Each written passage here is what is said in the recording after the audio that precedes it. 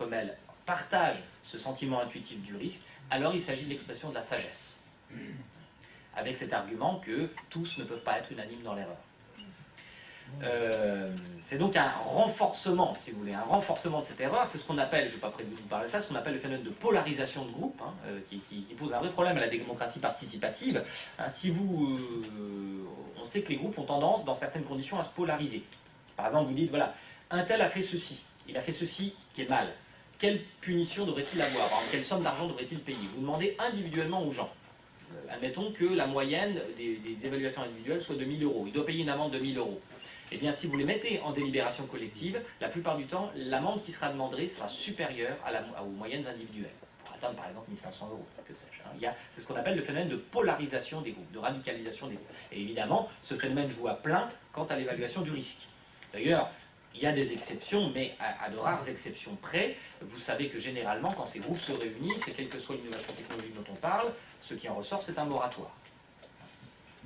Et ils sont quelquefois relayés, vous le savez bien, par les décisions politiques.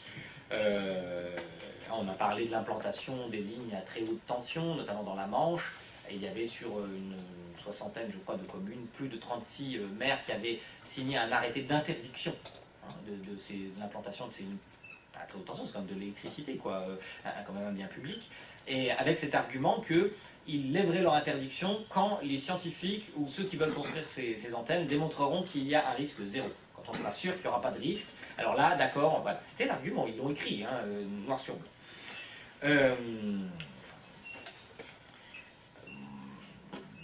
Passons là-dessus. Ce qui est frappant, donc, d'une part, c'est la surestimation des faibles probabilités, voire l'horizon mental du risque zéro. Et puis, par ailleurs, je vous le disais aussi, la tendance dans les débats publics à toujours s'indexer sur les coûts plutôt que sur les bénéfices. Ce qui peut sembler mystérieux. Comment se fait-il que les précautionnistes emportent toujours cette bataille-là? Là aussi, en termes de communication, c'est pas pour rien que je vous dis ça ici, mais en termes de communication scientifique, il faut bien le penser.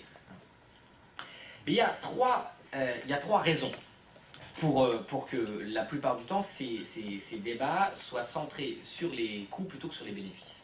La première, elle est plutôt d'ordre, je dirais, éthique, philosophique. C'est que généralement, les précautionnistes brandissent l'intimidation morale.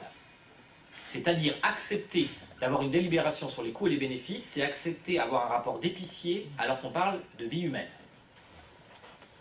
Là, vous n'êtes pas bien, hein, dans un débat public, quand on vous dit, mais enfin, comment vous osez, il s'agit de vie humaine, etc.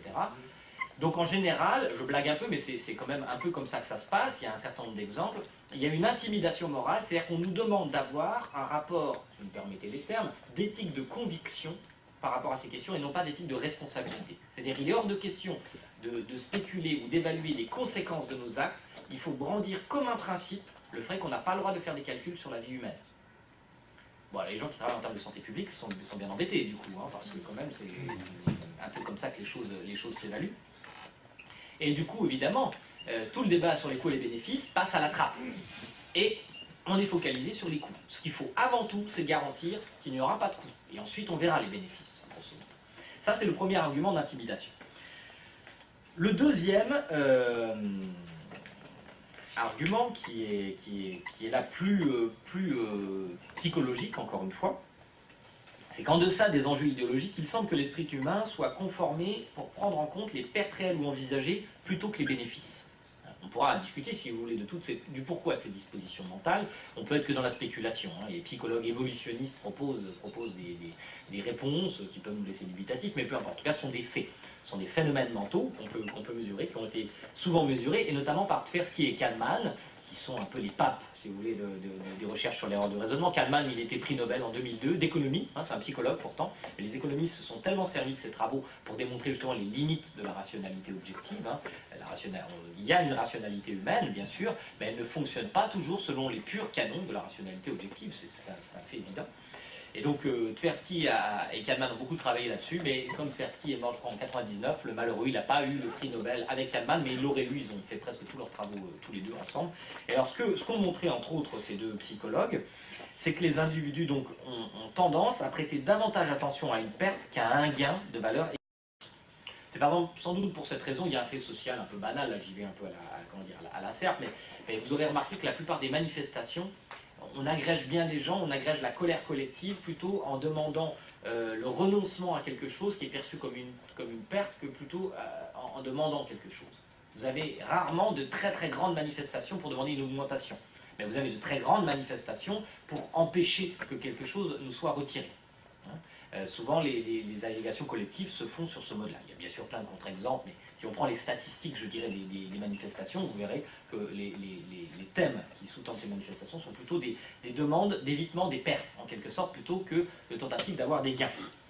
Alors, ces psychologues sont même allés plus loin, puisqu'ils montrent avec d'autres collègues qu'en fait, une perte de X euros ne peut être compensée psychiquement que par un gain d'au moins 2,5 X euros.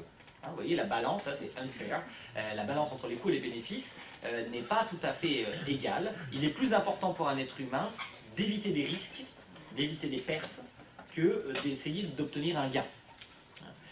Et quand l'un et l'autre sont présents, il semblerait qu'il faut que le gain soit plus important, objectivement, beaucoup plus important, 2,5 fois, que la perte. Évidemment, ça c'est un peu artificiel, c'est fait en laboratoire, mais ça nous dit quelque chose aussi, je crois, de la façon dont s'organisent les débats publics autour du principe de précaution. C'est un indice qui, je crois, éclaire en partie pourquoi c'est toujours les coûts qui sont mis sur le devant de la scène, de la délibération, et pas tellement les bénéfices. Et troisièmement, l'effet que les bénéfices ne soient pas pris en compte peut aussi révéler une tendance de l'esprit humain à s'abandonner trop facilement à ce qu'on pourrait appeler la méthode de la division. Alors ça c'est un autre aspect qui est un peu adossé au deuxième aspect. Qu'est-ce que c'est la méthode de la division? Vous avez tous lu Descartes évidemment, que je vénère, mais enfin, lorsque Descartes proposait pour solutionner un problème de le diviser quelquefois en sous-problèmes, il était sans doute sage, mais si on ne comprend pas bien sa proposition et qu'on l'applique aveuglément, cela peut conduire aussi à des erreurs assez importantes. Par exemple, je fais souvent cela avec mes étudiants, je le ferai bien avec l'un d'entre vous, mais j'ai peur d'une part que ça ne marche pas. D'autre part que la personne qui accepte. On peut essayer, est-ce que quelqu'un accepte de répondre à ma question? Quelqu'un s'intéresse-t-il au football? Personne? Merci monsieur. Bon voilà. Et vous êtes, bon, c'est pas. Oui, j'imagine, c'est pas du mentalisme, des choses comme ça. Bon, d'accord. Enfin, il n'y a pas besoin d'aimer le football pour répondre à cette question, mais vous vous sentirez plus à l'aise. C'est juste une question de pari, de pronostic que je vais vous proposer. Le championnat s'arrête, je crois que c'est Lille, hein, c'est ça, qui est champion de France. J'ai cru entendre ça, je ne suis pas passionné de foot, je l'ai été par le passé, mais c'est un peu fini, mais je sais que Lille est le prochain champion de France. Je vais vous demander simplement de me dire, d'après vous, disons en pourcentage de chance, quel est le pourcentage de chance telle équipe a, selon vous, d'être le prochain champion de France? D'accord? Vous ne pouvez pas le savoir, c'est un pari comme ça ne mange pas de pain. Je dirais par exemple Lille. Vous diriez combien? 60%. Ouais. Marseille, qui était un peu le dauphin. Ouais, Paris Saint-Germain. C'est lui qui joue.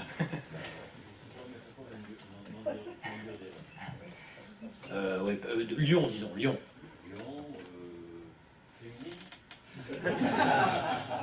On va dire masculin.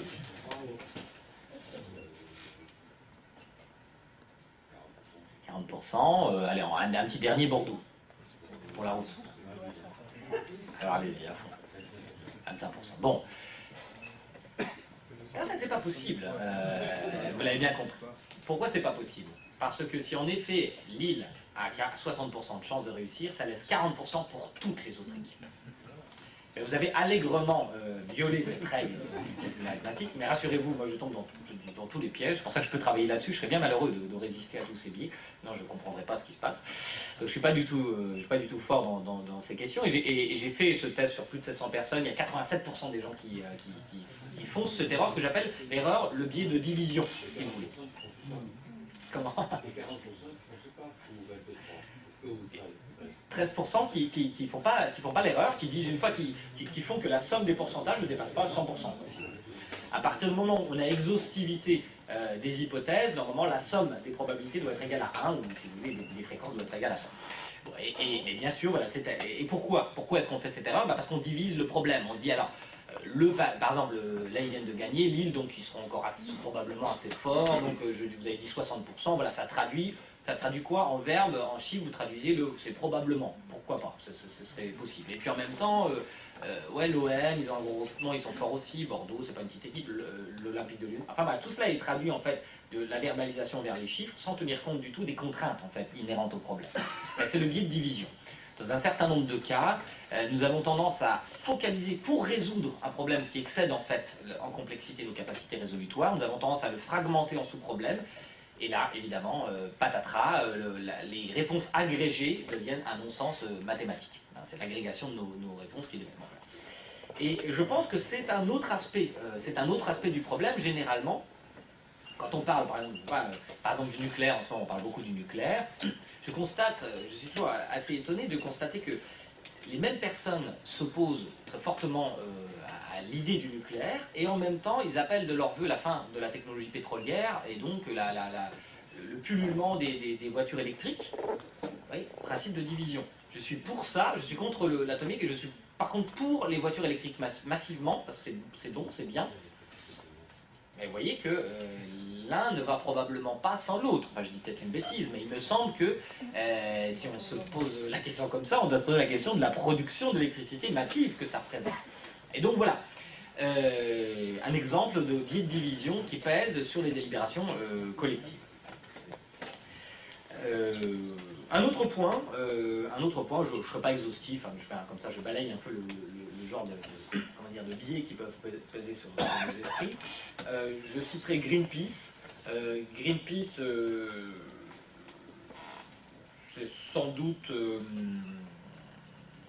disons, une association très précautionniste, ça va sans dire, et probablement une de celles qui a le plus pignon sur rue, en quelque sorte.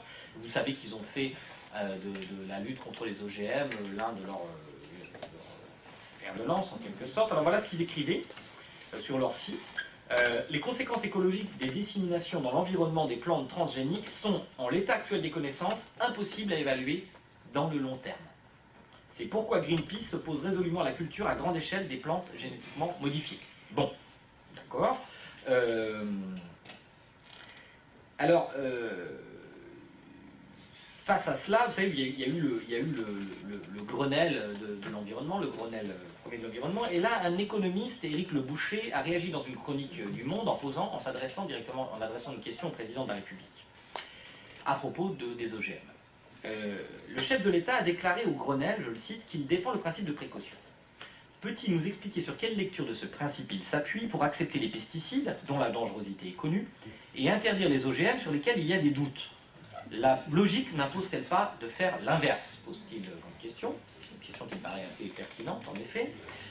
Et qui a tout de suite évoqué, quand j'ai lu sa chronique, une expérimentation qui a été faite, là encore, par Tversky, mais pas avec Hartmann cette fois, par Shapir, parce qu'effectivement, la pure logique impose sans doute de faire l'inverse, mais pas toujours l'esprit humain lorsqu'il est confronté aux situations indéterminées.